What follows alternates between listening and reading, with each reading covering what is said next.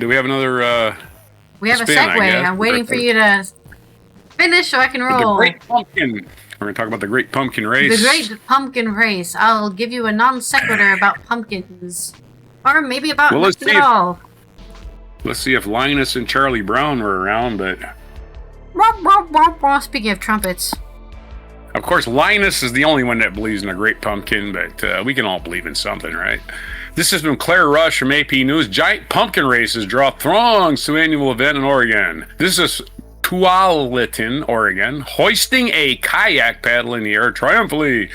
Gary, well, this is for a caption, but I'll read it. Gary Christensen celebrated as he crossed the finish line victorious in his giant floating pumpkin. Yeah, giant pumpkins. I wonder if they can grow giant pumpkins. They have to go closer to the closer you get to the Arctic Circle, the bigger your pumpkins are. Alaska's got pumpkins you can live in. I've been seeing shorts since the autumn started of people baking some big gourds, huge pumpkins. You just don't cut the stem, and they'll keep growing forever. And those suckers just keep growing. They got like a growing cycle from forever until they freeze to death. Like science fiction. That's right. So if the sun's up, they just keep growing. A lot of things don't grow until it's dark, but those suckers just keep growing. Dressed up as a character, Buddy. Let's talk about this winner of the race, Gary Christensen. Dressed up as character Buddy from Will Ferrell's holiday movie Elf, Christensen won the first race of the annual event over the weekend in Talitin, Oregon. The Portland suburb has hosted the West Coast Giant Pumpkin Regatta since 2004. Oh wow, we're calling federal troops into Portland because it's so dangerous. Meanwhile, they're having a pumpkin race. Ooh, it's so dangerous.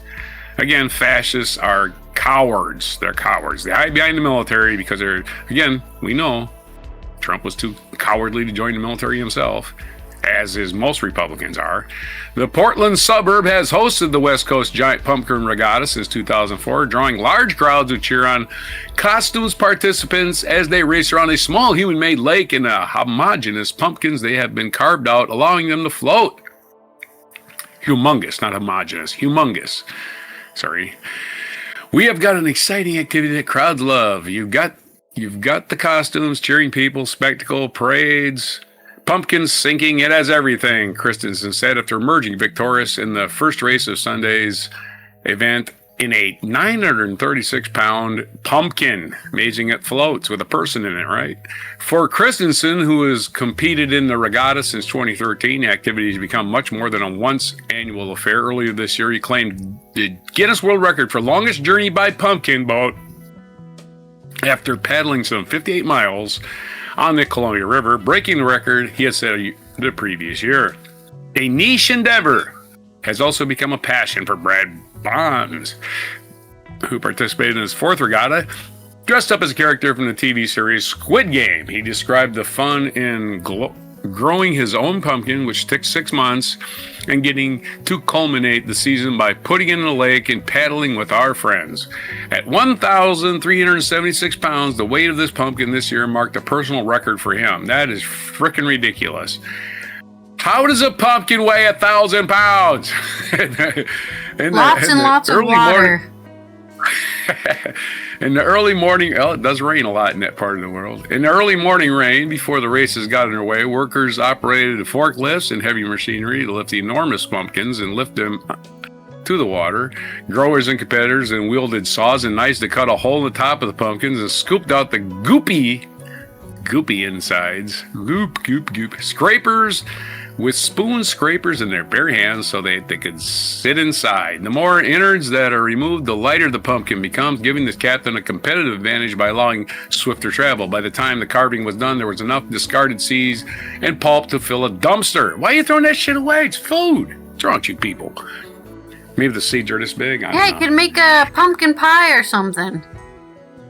I guess they're just putting them in a dumpster. I don't know. Members of the Pacific giant vegetable growers who grow the pumpkins over the regatta were the competitors for the first race. On its website, the Gardening Association described itself as focused on the fun-filled competitive hobby of growing obscenely large vegetables. Aboard pumpkins of differing orange and yellow hues, their costumes varied from a celebrity chef Guy Fieri to a UPS delivery man with the cardboard boxes stacked on the back of his pumpkin. to Elvis and a person in a hot dog suit. Someone dressed up as Luigi, the character from Nintendo's Mario games, with a trademark green cap and shirt, had a green pumpkin to match. In another race, a participant wore a Shrek costume and green face paint, marrying some of the fans in the crowd who also dressed up as lovable ogre from popular films. When asked what it takes to grow a massive pumpkin, Kristen shared his simple recipe for success: good seeds, good soil, good luck, and hard work. Also, the sun's got to be up like 18 hours a day, so that's also helpful. There's your story on the Great Pumpkin Race. Well, hopefully none of the Headless Horseman's looking for his head. Because you don't want him to show up to the race. Nobody ever wants the Headless Horseman to show up to the race. No, we don't. First of all, I just paddle in circles. Or the one-armed man, he'll just paddle. Anyway, I'm sorry, that's bad.